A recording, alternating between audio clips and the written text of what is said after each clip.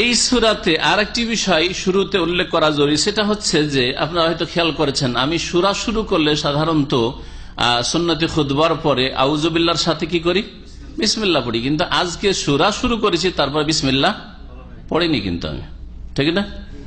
কেন পড়িনি? লিখাও নাই, এখানে লেখা আছে নেই জি, কিন্তু সূরা ফাতিহায় লেখা আছে, প্রত্যেকটা সূরায় লেখা আছে, একমাত্র সূরায় তওবা ছাড়া। এই সূরাতে বিসমিল্লাহ কেন নেই, ইবনে কাসির রাহমাতুল্লাহ আলাইহি বলছেন এতে নানান মত রয়েছে। সবগুলি মতের মধ্যে যেগুলো প্রসিদ্ধ একটু শক্তিশালী সেই মতগুলি বয়ান করব।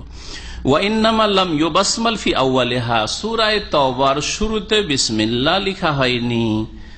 লিআন্না সাহাবাতা লাম ইয়াকতুবুল বাসমালাতা ফি আউয়ালিহা ফিল মুসহাফিল ইমাম, কারণ সাহাবায়ে কেরামগণ যখন কোরআন একত্রিত করে লিখেছিলেন উসমান রাদিয়াল্লাহু তাআলার খেলাফত আমলে, তখন তারা সূরা তওবার শুরুতে লিখেননি ফিল মুসহাফিল ইমাম, সেই মুসহাফটিতে, সেই কোরআনের কপিটিতে, যেটাকে আল ইমাম বলা হয়। উসমান রাদিয়াল্লাহু তাআলা আনহু যেই কপি তৈরি করেছেন কোরআনে কারীমের প্রথম নুসখা, প্রথম কপি,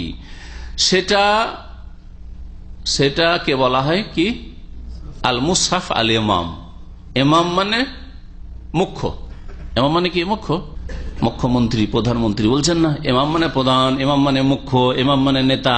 মুসহাফ মুখ্য, মুসহাফ মানে আসল মুসহাফ, যেই মুসহাফ, যেই কোরআনে কারীমের কপিকে সামনে রেখে সারা পৃথিবীতে যত কোরআনে কারীম আর যত কেরাত এসছে, সেই কোরআনে কারীমের যে কপি উসমান রাদিয়াল্লাহু তাআলা আনহু তৈরি করা প্রথম, তাকে ভিত্তি করে, তাতে যেহেতু নোক্তাও ছিল না, তাতে ছিল না হরকতে ছিল না, জের জবরও ছিল না, যার ফলে বিভিন্ন কেরাতের যে পার্থক্যগুলি হয়েছে সেগুলির অবকাশও সেই কোরআনে কারীমে ছিল।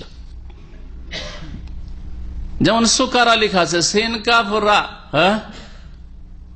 আর ইয়া লেখা আছে, সেটাকে সোকারা পড়া যাবে, সাকরেও পড়া যাবে, সাকরাও পড়া যাবে, বুঝা গেছে? জি হ্যাঁ। সাজা সাজে পড়া যাবে, তো পড়ার অবকাশ ছিল। এই রকমের যখন নোক্তা ছিল না, তো নোক্তার ক্ষেত্রে অনেক সময় যদি পার্থক্য হয় সেটারও অবকাশ ওই কোরআনে কারীমের কপিতে ছিল, যার ফলে যে কেরাতগুলি পরবর্তীকালে হয়েছে এই 10 রকমের প্রসিদ্ধ কেরাতে আসারা, আর সেগুলি এই মুসহাফ থেকে ভিন্ন নয়, সেই মুসহাফ থেকেই নেওয়ার চেষ্টা করা হয়েছে, নেওয়া হয়েছে। তো আসল যেহেতু মুসহাফে উসমানী, সেটাকে সহজ ভাষায় আমাদের ভারত উপমহাদেশ ভাষায় কি বলা হয়, বা আরবি তো বলা হয় ফিল মুসহাফিল উসমানী বলা হয়। উসমান রাদিয়াল্লাহু তাআলা যে মুসহাফ তৈরি করেছে কপি, তাতে যেহেতু বিসমিল্লাহ লিখেছিল না সূরা তওবার শুরুতে, সেজন্য বিসমিল্লাহ আর লেখা হয়নি। তখন লেখা ছিল না, আর কেউ পরে করে কোরআনের কপি করতে গিয়ে, লিখতে গিয়ে কেউ লিখেনি। এর ওপর আস্থা ভরসা করে এতেমাদ করে যে এটাই হচ্ছে আসল ফাইনাল স্বীকৃত কোরআনে কারীম, যেটাকে আল্লাহ পাক একত্রিত করিয়েছেন, সংকলন করিয়েছেন, একসাথে করিয়েছেন উসমান রাদিয়াল্লাহু তাআলা আনহুর মাধ্যমে। প্রাথমিকভাবে আবু বকর সিদ্দিক রাদিয়াল্লাহু আনহু করিয়েছিলেন, কিন্তু আসল যে একসাথে করা আর কপি তৈরি করে আবার বিভিন্ন শহরে 5টি কপি তিনি তৈরি করেছিলেন। 5টি কপি তৈরি করেছিলেন উসমান রাদিয়াল্লাহু তাআলা, একটি মদিনায় রেখেছিলেন আল মুসহাফ, যা থেকে তেলাওয়াত করতেন উসমান রাদিয়াল্লাহু তাআলা। সেই কোরআনের এই কপির মুসহাফের তেলাওয়াতের অবস্থায় তাকে শহীদ করেছে খারিজিরা, ইসলাম দ্রোহী, খিলাফত দ্রোহীরা। আর এই খারিজিদের জন্য আজকে মুসলিমরা পেরেশান হয়ে গেছে। একদিকে খারিজিদের শত্রুতে পেরেশান হয়ে রয়েছে, এরা পেরেশান করে রেখেছে, আর আরেকদিকে রাফেজি, এই হচ্ছে কবর পূজার ধর্ম। ওসমান রাদিয়াল্লাহু তাআলা একটি কপি রাখলেন মদিনায়, আর একটি কপি সেই যুগে শহর গড়ে উঠেছিল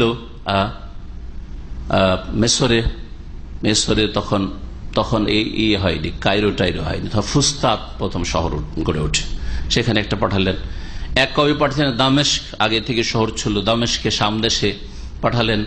আর একটি কপি তখন দুটো, ইরাকে দুটো শহর গড়ে উঠেছিল, একটি হচ্ছে বাসরা আর একটি কুফা। একটি বাসরাই পাঠালেন, আর একটি কুফায় পাঠালেন, আর একটি ছুটে গেছে, প্রথমে বলা উচিত ছিল মক্কাতুল মুকাররমায়। এই 5 কপি, এই কপিগুলি তিনি পাঠিয়েছিলেন, যেটাকে মুসহাফে উসমানী বলা হয়, যেটা উসমান রাদিয়াল্লাহু তাআলার কাছে ছিল।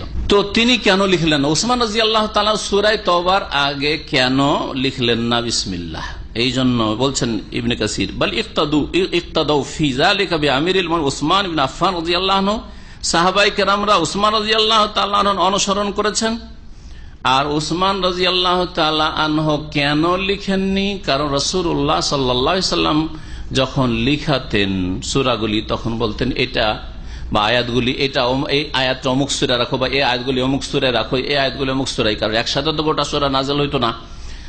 আর তারপরে নবী করিম সাল্লাল্লাহু আলাইহি ওয়াসাল্লাম পার্থক্য করে দিতেন, কিন্তু সাহাবায়ে কেরামরা সূরা তাওবা আর সূরা আনফালের মাঝে পার্থক্য বুঝতে পারেননি যে দুটো ভিন্ন সূরা না একটি সূরা বিসমিল্লাহ, যার ফলে বিসমিল্লাহ নেই, সুতরাং আমরাও বিসমিল্লাহ আর লিখছি না।